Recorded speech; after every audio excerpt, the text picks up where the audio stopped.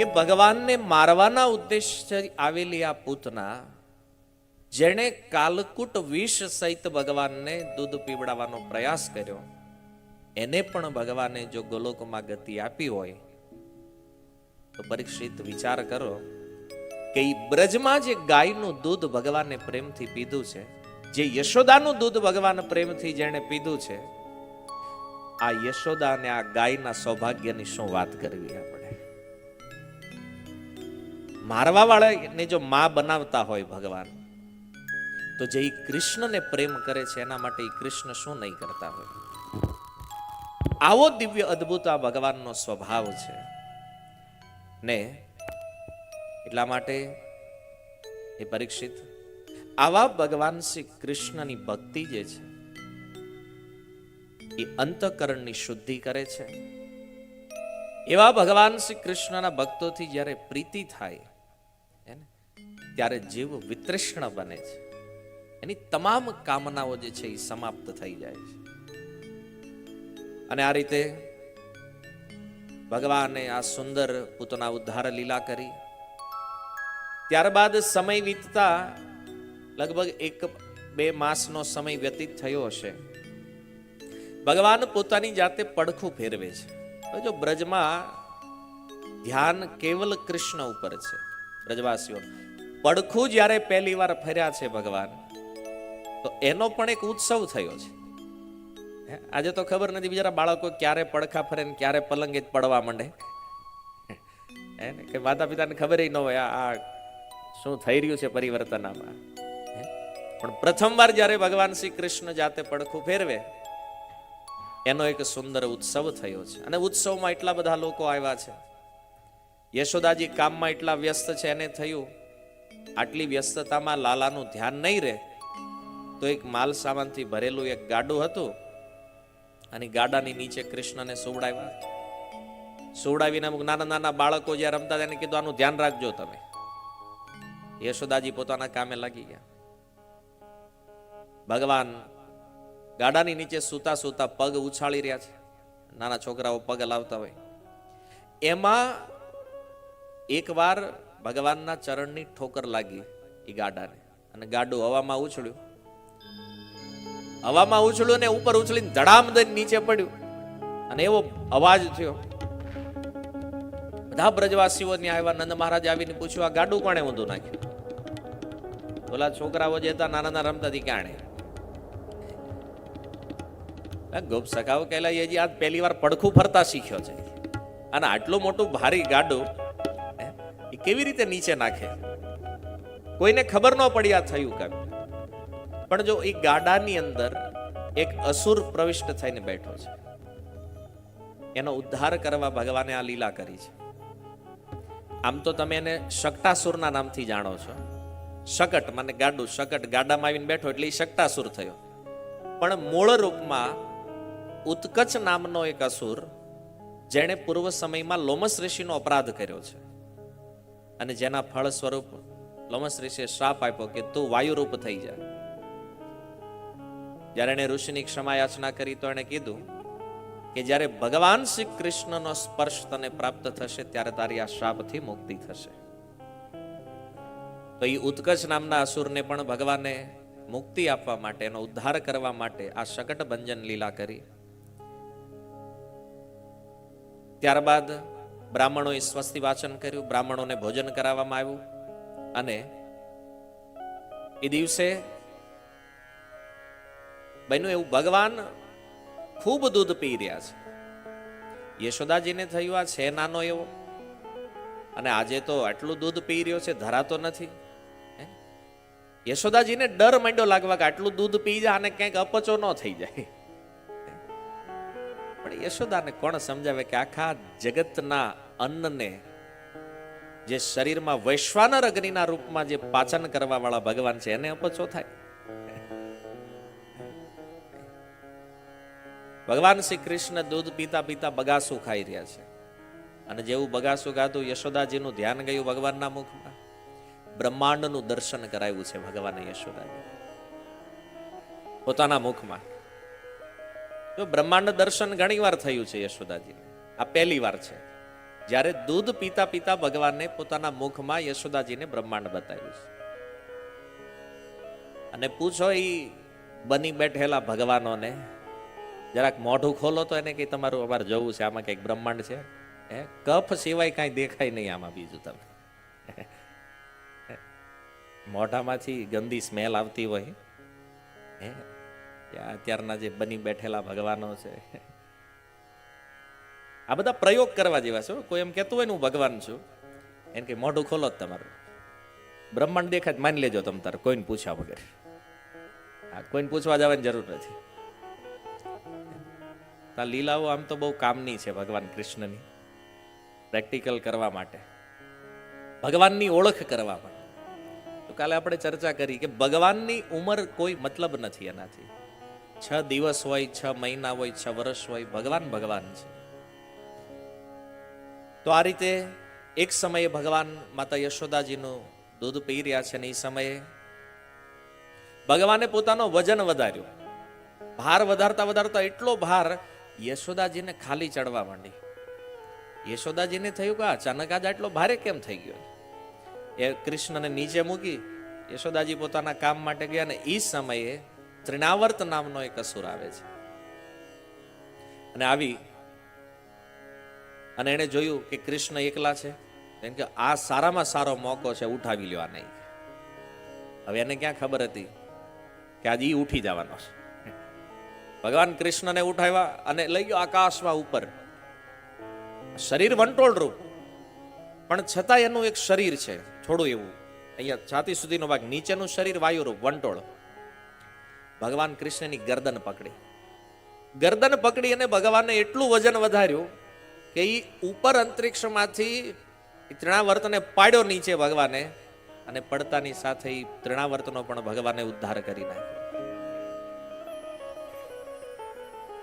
કોઈને ખબર પડી નહીં આ લીલા શું થયું છે, પણ નંદ મહારાજ વિચારવા માંડ્યા કે આનો જન્મ થયો ત્યારથી આ અસુરોની એન્ટ્રી વધી ગઈ છે. અહીંયા આટલા બધા અસુરો પહેલા તો ક્યારેય ગોકુળમાં આવતા નહોતા, અને હવે આ અસુરો વધી રહ્યા છે. અને જો ભગવાને તે કંસને એક મેસેજ આપવા માંગતા હતા કે તમે મારા મામા છો અને હું તમારો ભાણો, અને શાસ્ત્રમાં છે ને લગભગ માથાકૂટ મામા ભાણાની છે. તો કૃષ્ણ કંસ, દુર્યોધન શકુની, અભિમન્યુ કૃષ્ણ, મામા ભાણાના પ્રસંગો બહુ રોચક છે. તો કંસ ભગવાનને એ કહેવા માંગે છે કે તમારો જન્મ થયો છે તો મારે કંઈક ગિફ્ટ આપવી જોઈએ ને, તો એ ગિફ્ટમાં મોકલે છે અસુરોને બધા. મામા રમકડા મોકલે ને, ઢીંગલા ને ઢીંગલી. તો મામા કંસે પેલા એક ઢીંગલી મોકલી ભગવાને, એને તો પૂરી કરી નાખી. અમુક બાળકો તોફાની હોય ને, એને રમકડા આપો ને એક દીમાં તોડી નાખે. તો પેલા તો પૂતનાને મળી નાખી. મામાને થયું કે ઢીંગલી તોડી નાખી ભાણાએ, ઢીંગલો મોકલ્યો બીજો, એને તોડી નાખ્યો શકટાસુર. પછી બીજો ઢીંગલો મોકલ્યો તૃણાવર્ત. કંસને થયું આ જેટલા રમકડા મોકલું બધા ભાંગી નાખે. ભગવાન કે આપણે તોડી જ નાખવાના. પણ નંદ મહારાજ વિચાર કરે છે કે આ અસુરોનો ઉત્પાત વધી રહ્યો છે ગોકુળમાં. બધા ગોપને સૂચના આપી કે તમે આનું ધ્યાન રાખજો બધા. હવે આ કૃષ્ણ ક્યારેય એકલા ન રહેવા જોઈએ. અને સિક્યુરિટી વધી ભગવાનની. ભગવાન થોડા મોટા થયા, રંગણ લીલા કરી રહ્યા છે. રંગણ લીલા માને હવે થોડા ભાખણ ભર્યા ચાલતા થયા છે. અને ભાખણ ભર્યા ચાલતા ચાલતા ક્યારેક ઈચ્છા થાય રૂમથી બહાર જવાની, તો ઉંબર સુધી આવે ચાલતા ચાલતા, પણ ઉંબર કૂદવાની ટ્રાય કરે, ભગવાન ઉંબર પાર નથી કરી શકતા. આકાશમાં દેવતાઓ સ્થિત થઈને બ્રજમાં ભગવાનની આ લીલા જોવે છે. અને દેવતાઓ કહે છે શું આશ્ચર્ય છે, જો જેણે 2 ડગલામાં આખા બ્રહ્માંડને માપી લીધું એ આજ નંદના ઉંબરાને નથી ઓળંગી એકતા ભગવાન. અચ્છા, માધુર્ય ભાવ જે છે ભગવાનનો, માધુર્ય લીલા જે છે. તો રૂમમાં ને રૂમમાં થોડા મોટા થયા, જ્યારે ઉંમર પાર કરતા થયા, આંગણામાં આવે. આંગણામાં આવી અને ક્યારેક ક્યારેક પાણી ભરેલા કુંડ હોય ત્યાં પહોંચી જાય. વળી કોઈનું અચાનક ધ્યાન જાય, કોઈ ગોપી દોડતા આવે અને એમને બચાવી લે. ક્યારેક ક્યારેક કોઈ ધારદાર શસ્ત્રો પડ્યા હોય, એને ખેડૂત હોય, ગૌપાલક હોય, તેના ઘરે શસ્ત્રો હોય, ધારિયા હોય, ફરસા હોય તો એની નજીક પહોંચી જતા એને પકડવા માટે. ક્યારેક ક્યારેક અગ્નિની નજીક પહોંચી જતા ચાલતા ચાલતા. જુઓ, જેમ એક સામાન્ય બાળક આ જગતમાં ક્રીડા કરે, ભગવાન આજે બાળક બનીને આવ્યા છે. ભલે છે બ્રહ્મ પણ બન્યા છે બાળક. આજે ભગવાન પણ આવી બાળ સહજ લીલાઓ કરે છે. ક્યારેક ક્યારેક કાંટાવાળી વાડ પાસે પહોંચી જાય, ક્યારેક જીવજંતુઓ કે કૂતરા સાપ એની નજીક પહોંચી જાય. અને ગોપીઓને આખો દી એક જ કામ, એ ધ્યાન રાખવાનું, કાન પકડીને ક્યાંક લાવવાના. અને ગોપીઓને આનંદ હતો, કારણ કે ઈ બાને નંદ ભવનમાં કૃષ્ણનું દર્શન થતું. આમ તો ડાયરેક્ટ યશોદાજી કહેતા ગોપીઓને કે હું જોઉં છું, આ જ્યારથી લાલાનો જન્મ થયો છે ત્યારથી તમે કોઈને કોઈ બાને ઘરે આવતી રહ્યો છો, તમારે કઈ કામ ધંધો છે કે નથી? અને ગોપીઓ આ લીલા જોતી, આનંદ લેતી. જીવ ગોસ્વામી એક સુંદર લીલા વર્ણન કરતા લખે છે કે જ્યારે વાછડાઓ બેઠા હોય ને આંગણામાં, તો કૃષ્ણ બલરામ બે જઈને શું કરતા? વાછડાની પૂંછડી પકડી લે. હવે વાછડાની પૂંછડી તમે પકડો એટલે વાછડું ઠેકડો મારીને ઊભું થાય, અને ઊભા થાય અને વાછડાઓ ભાગે ભાગે એટલે આ બે જોરથી પૂંછડી પકડી લે. હવે એને ખબર નહોતી કે જો આ પૂંછડી મૂકી દઈએ તો આપણે મુક્ત થઈ જાય. હવે વાછડા ભાગે, પાછળ કૃષ્ણ બલરામી બ્રજરજમાં ખેંચાતા ખેંચાતા જાય પાછળ. એનાને એવો પ્રશ્ન થાય કે ભગવાન છોલાઈ નહીં જતા હોય? તમે જો આજે તમે બ્રજમાં જાઓ ને, ખરેખર જ્યાં વાસ્તવમાં જ્યાં બ્રજ રજ છે તમે જુઓ, એટલે મોઢે તમે પાવડર લગાડો ને એનાથી પણ કોમળ રજ છે. કારણ કે બ્રજને ખબર છે અહીંયા કોણ આળોટવાનું છે. તો વાછરડાઓ આગળ ભાગે, કૃષ્ણ બલરામ જોરથી પૂંછડી પકડી રાખે. ગોપીઓ આ જોઈને હસે છે. એ કે જોવો કેટલા મૂર્ખ છે બે. એને એટલી ખબર નથી કે આ પૂંછડી મૂકી દેવી તો છૂટી જાય.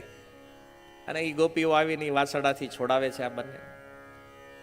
આને કહે છે રંગણ લીલા. જે પ્રાંગણમાં જે ભગવાન કૃષ્ણ જે લીલાઓ કરી રહ્યા છે.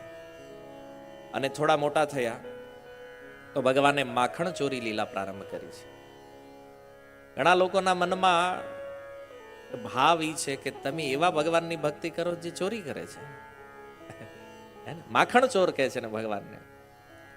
પણ જો માખણ ચોરી લીલાનો સાર શું છે? માખણ જે છે ને એ શુદ્ધ પદાર્થ છે. માખણ તમે બધા જોયું છે, માખણમાં કોઈ દાગ નથી, માખણમાં કોઈ પ્રકારની અશુદ્ધિ નથી હોતી. તો ભગવાન માખણ ચોરી કેમ કરે છે? બ્રજમાં દૂધ હતું, દહીં હતું, ઘી છે, અન્ય કોઈ મીઠાઈઓની ચોરી નહીં, પણ માખણ ચોરી શા માટે કરી છે? પદાર્થો તો ઘણા બધા છે, પણ જો ભગવાન આ લીલા દ્વારા એક મેસેજ આપી રહ્યા છે કે જ્યારે કોઈ દહીંનું મંથન કરે અને દહીંનું મંથન કરી અને એ દહીંના સારરૂપ માખણને પ્રગટ કરે, જે માખણ શુદ્ધ સ્વરૂપ છે, એમ કોઈ વ્યક્તિ વિચારો દ્વારા, કોઈ વ્યક્તિ પ્રવૃત્તિ અર્થાત કર્મ દ્વારા, કે કોઈ વ્યક્તિ ભક્તિ દ્વારા જ્યારે પોતાના ચિત્તને શુદ્ધ કરે, ત્યારે કૃષ્ણ કહે છે કે એ માખણથી આકર્ષિત થઈને જેમ ગોપીઓના ઘરે જઈને હું એ માખણની ચોરી કરું છું, એમ આ સંસારમાં જેનું મન શુદ્ધ થયું છે એણે મને બોલાવવાની જરૂર પડતી નથી. એવા શુદ્ધ મનથી આકર્ષિત થઈ અને હું સ્વયં એની પાસે પહોંચી જાઉં. આ ભાવ છે માખણ ચોરી લીલા. જો ગોપીઓ પોતાના ઘરે માખણ બનાવે છે અને ભગવાનની માખણ ખાવા માટે જાય, શું કામ? કારણ કે માખણના બાને ગોપીઓના મનને ચોરે છે. અને સૌથી મોટો ભાવ એ છે કે ગોપીઓના ભાવની જે શુદ્ધતા છે, એ શુદ્ધતા ભગવાનને સ્વયં એવા આકર્ષે, એ સ્વયં ભગવાનને આકર્ષિત કરે છે. એટલા માટે આપણે પણ જો ચાહતા હોય કે ભગવાન આપણાથી આકર્ષિત થાય, તો આપણે આપણા ચિત્તને શુદ્ધ કરવું આ પહેલી પ્રાયોરિટી છે ભક્તિમાં. ચૈતન્ય મહાપ્રભુ શિક્ષાષ્ટકના પ્રથમ શ્લોક પ્રથમ લાઈનની અંદર કહે છે, ચેતો દર્પણ માર્જન. ભક્તોને જે સૌથી પહેલું કરવા જેવું કાર્ય છે એ છે પોતાના ચિત્તની શુદ્ધિ કરવાની છે. અને આ નથી થયું તો બાકી બધી પ્રવૃત્તિઓનું કોઈ ફળ મળવાનું નથી. કૃષ્ણને આકર્ષિત કરવા વાળું છે એ શુદ્ધ મન. અને મનમાં જ્યારે દૂષણ આવે ને, મન દૂષિત થાય, તો આવા દૂષિત મન ક્યારેય ભગવાનને આકૃષ્ટ કરી શકતા નથી. રામચરિતમાનસ ગોસ્વામીજી કહે છે, નિર્મલ મન સો મોહી પાવા. જેનું મન શુદ્ધ છે એ મને પ્રાપ્ત કરે છે. મોહી છલ છિદ્ર કપટ નહીં ભાવા. ભગવાન કહે છે આ છળ છિદ્ર કપટ કૂટનીતિ રાજનીતિ, ભગવાન કહે છે આ ગમે એવો એક્સપર્ટ હોય આમાં, ભગવાન કે આ મને ક્યારે આકર્ષિત કરી શકે? ક્લીન હોવો જોઈએ ભાગ. માખણ ચોરી લીલાનો આ ભાવ છે, અને ગોપીઓનું ચિત્ત અણિશુદ્ધ પવિત્ર છે, અને એટલા માટે ભગવાન એના ઘરે જાય છે. જો ઘણાને એમ છે કે આ માખણ ચોરી છે તો એ ભગવાનના આવા ગુણગાન કેમ છે? પણ માખણ ચોરીમાં ગોપીઓનો ભાવ ઈ છે કે કૃષ્ણ મારે ત્યાં આવે અને આ માખણ ચોરી કરે, આ માખણ ખાય. પહેલી ચોરી પ્રારંભ કેવી રીતે થઈ? એકવાર યશોદાજી કૃષ્ણને ભોજન કરાવી રહ્યા છે ઘરે નંદ ભવનમાં. એક ગોપી આવી. યશોદાજી પૂછે છે, કૃષ્ણ આ જે ભોગ મેં લગાવ્યો છે તને, આ જેટલા વ્યંજનો આપ્યા છે, હવે તને સૌથી વધારે પ્રિય શું છે? તો કૃષ્ણ કહે છે માખણ. એ ગોપી સાંભળી ગઈ. એના મનમાં ભાવ થયો કે કાલે હું પણ માખણ બનાવીશ, અને જો કૃષ્ણ મારા ઘરે આવે અને આ માખણ ખાય તો મારું ભાગ્ય ખુલી જાય. સુંદર વેલા તૈયાર થઈ અને સુંદર માખણ બનાવીને મૂક્યું. અને ભગવાન તો બધાના મનના ભાવને જાણે છે. તો ભગવાન પહોંચી ગયા એના ઘરે. જોયું ઘરનો દરવાજો ખુલ્લો, ઘરમાં કોઈ નથી. અને જેવા ઘરની અંદર એન્ટર થયા ને શું જોવે છે? બોલે માખણની મટકી છે. આજુબાજુ નજર કરી, ઘરમાં કોઈ છે નહીં. મટકીમાંથી એક લોંદો ઉઠાવ્યો, માખણનો ઉઠાવ્યો, ને અચાનક સામે એક થાંભલો મણીથી મડેલો, ને એમાં ભગવાને પોતાનું પ્રતિબિંબ જોયું. અને કૃષ્ણને ચૂકારું પકડાઈ ગયા. આપણે કોક ભાળી ગયું છે આપણને. હવે એની ખબર નથી કે એનો જ પડછાયો છે, એની જ છાયા છે. આપણને એમ થાય કે ભગવાનને કેમ નહીં ખબર હોય, એનો ને એનો પડછાયો ન ઓળખતા હોય. માની લો આજે 5 વર્ષનો કોઈ બાળક હોય અને એ કાચમાં એનું મોઢું છે, એને એટલી તો ખબર પડે કે હું છું. તો કૃષ્ણને કેમ ન પડી? જો કૃષ્ણની સુંદરતા એવી છે કે કૃષ્ણ જ્યારે પોતાનું રૂપ જોવે ને તો ઈ જોતા રહી જાય. આ કૃષ્ણની મધુરી છે. એ રૂપ એની આપણે કલ્પના ન કરી શકીએ. કૃષ્ણને આશ્ચર્ય થયું કે આ મને કોઈકે જોઈ લીધો છે. એટલે પછી ગુજરાત વાળી ચાલુ કરી ભગવાન. ઈ કે જો તું કોઈને કહેતો નહીં, હાલે તને માખણ આપું છું, તું લઈ લે. એમ કરીને આપ્યું એને. હવે ઈ કાંઈ થાંભલામ પકડે તે લોંદો ઉતર્યો ધીમે ધીમે હેઠો. તે વળી કૃષ્ણે કોઈ ઓછું પડે છે, લે બીજું આપું. ઈ કે પણ ઈ પ્રતિબિંબ તો પકડે નહીં. એક કામ કરે, આખી મટકી લઈ લે પણ તું કોઈને કહેતો નહીં. અને આ ગોપી એક જગ્યાએ છુપાઈને જોઈ રહી છે લીલા, અને હસવું રોકી ન એકબીજા. અને એના હસવાનો અવાજ સાંભળ્યો અને કૃષ્ણ ત્યાંથી ભાગ્યા. ભાગતા ભાગતા પાછું વાળું જોવાનો ટાઈમ નથી કે આવે છે કે નથી આવતી પાછા. એને ભાગતા ભાગતા જંગલમાં પહોંચી ગયા. અને જંગલમાં જઈને બેઠા વિચાર કરે, આજ બચી ગયા. પછી એની ટીમ હતી બોલાવી બધી, જે સખા મધુમંગલ ને શ્રીદામ ને બલરામજી ને બધા. એને કીધું અહીંયા આવો. કેમ? આજે મારા મનમાં એક વિચાર આવ્યો છે. શું? બોલે આપણે એક ધંધો કરવો છે, ઇન્વેસ્ટમેન્ટ કાંઈ નહીં, પ્રોફિટ 100%. ભગવાને કીધું કે આપણે દૂધ દહીં માખણ જે ખાવું એની બધું મળે એમ છે, કમ્પ્લીટ ફ્રી. બોલે કે અમારે કરવાનું હું? કે તમારે મને સપોર્ટ કરવાનો છે, મને સાથ, આપણી એક ટીમ બનશે આખી.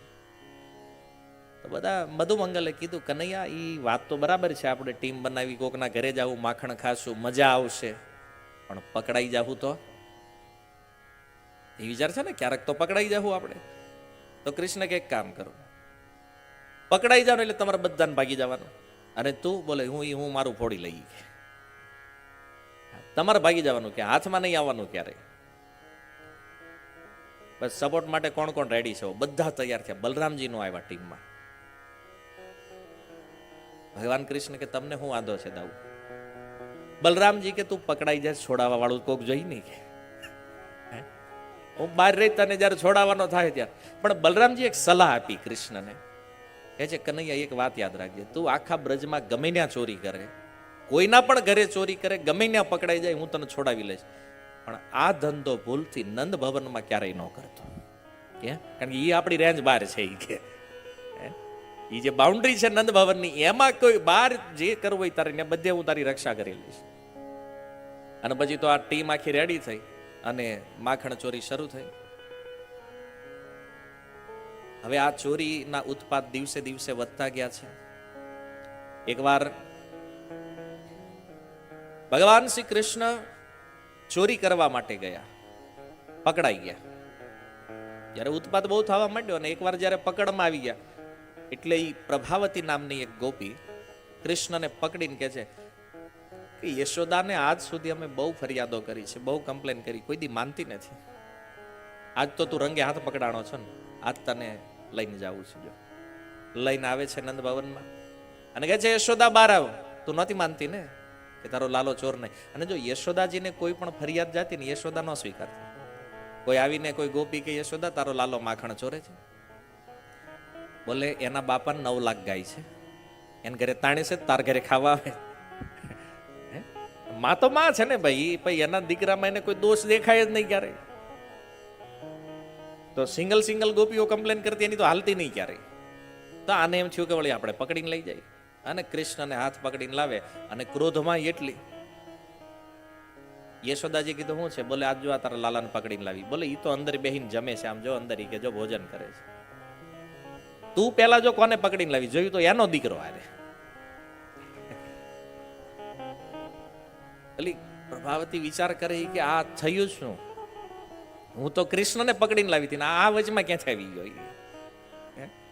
હજુ આ લીલા 2 પ્રકારે આચાર્યો લખી છે. એક આચાર્યનું કહેવું એવું છે કે પ્રભાવતી જ્યારે કૃષ્ણને પકડીને લઈને આવે છે ને, તો કૃષ્ણએ શું કર્યું, એને ખબર ન પડે એમ એનો હાથ છોડાવીને છોકરાના હાથ પકડાઈ દીધું. અને ક્યાંક એવું વર્ણન છે કે ભગવાને એના પુત્રનું રૂપ લઈ લીધું. પછી નંદ ભવનમાંથી બહાર નીકળ્યા ને એટલે પાછા કૃષ્ણ મૂળ રૂપમાં આવ્યા. ને પ્રભાવતીને કીધું આજ ભલે પકડીને લાવી, એને હવે બીજી વાર નહીં કરતી. આ વખતે તારા દીકરાનું રૂપ લીધું છે, ને હવે આગલી વખતે જો આ કર્યું ને તો તારા ઘરવાળાનું લઈ છે.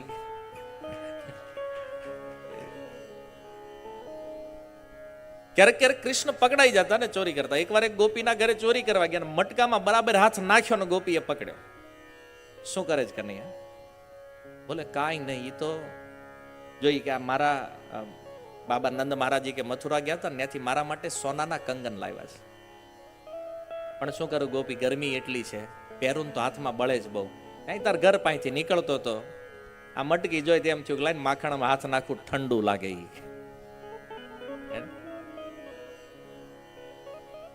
વળી એકવાર કોઈ ગોપીને ત્યાં ચોરી કરવા માટે ગયા ભગવાન, અને માખણમાં હાથ તો નાખ્યો ને પાછું ખાઈ લીધું એક કોળિયો, અને એમાં પકડાણા. પછી તો ગોપી કહે શું કરે છે કનૈયા? બોલે કાંઈ નહીં, હું તો જોતો હતો આમાં કંઈક, મને એમ લાગ્યું કીડી કંઈક પડી ગઈ છે તો હું બહાર કાઢતો હતો. તો કીડી તો મટકીમાં પડી હતી ને, તો માખણ મોઢે કેમ પગ્યું છે? એ તો કાંઈ નહીં, જો ને મારા લાંબા કાળા ગુંગરાળા વાળ બહુ આડા આમ આગા કરવા ગયો ને એમાં માખણ થોડુંક મોઢે લાગી ગયું. એ ખાધું નથી આપણે. એટલા એક્સપર્ટ છે ભગવાન. એક વારના ગોપીઓ આ લીલાનું આસ્વાદન કરે છે. ભલે યશોદાને ફરિયાદ કરે છે, પણ એ ફરિયાદ પણ એક બહાનું છે કૃષ્ણને જોવાનું. હૃદયથી તો ભાવ એ છે કે કૃષ્ણ આવે અને ચોરી કરે. અને જે દિવસે કોઈ ગોપીના ઘરે કૃષ્ણ જાતા નથી ને, એ ગોપી તો ઉદાસ થઈ જાય છે. આજનો દિવસ અમારો ફેલ ગયો છે. કેમ? બોલે આજ કૃષ્ણનું દર્શન થયું. જ્યારે દર્શન ન થાય ને તો આ ફરિયાદ કરવા આવે. કેમ? કારણ કે ફરિયાદના બહાને કાંઈક કૃષ્ણની એક ઝલક મળી જાય નંદ ભવનમાં. આ ભાવ છે. તો મૂળ વાત એ છે કે ભગવાન ચોરી કરે છે, પણ એ ચોર નથી. કારણ ઈશાવાસ્યમ ઇદમ સર્વમ યત કિંચામ જગતામ જગત. આખું જગત જ કૃષ્ણનું છે. ચોરી કોને કહે છે? બોલે વસ્તુ બીજાની હોય, બીજાને ખબર ન હોય એમ આપણે ઉઠાવી લેવી, આ ચોરી છે. પણ આખું જગત જ કૃષ્ણનું છે. બ્રજ કૃષ્ણનું છે, બ્રજવાસીઓ કૃષ્ણના છે, ગોપીઓ કૃષ્ણની છે, ગાય કૃષ્ણની છે. તો પછી આમાં ચોરી ક્યાં છે? અને માની લો ભગવાન આ ચોરી કરે છે ને કોઈની ચોરી લાગે છે તો સમજી લેવું કે એ પોતે જ મોટો ચોર છે. કેમ? આ જગત ભગવાનનું, આની વસ્તુ બધી ભગવાનની, તો એ સિક્કો પોતાનો માર્યો, આ મારી છે. ચોર કૃષ્ણ છે કે આપણે છીએ? ભગવાનની બધી વસ્તુ લીધી, વાપરીએ છીએ આપણે, છે ભગવાનનું, છતાં પોતાની માલિકી કરી લીધી. અસલી ચોર આપણે છીએ. અને ચોર કોને કહીએ છીએ આપણે? ભગવાન. અનંત બ્રહ્માંડ એના છે ભાઈ.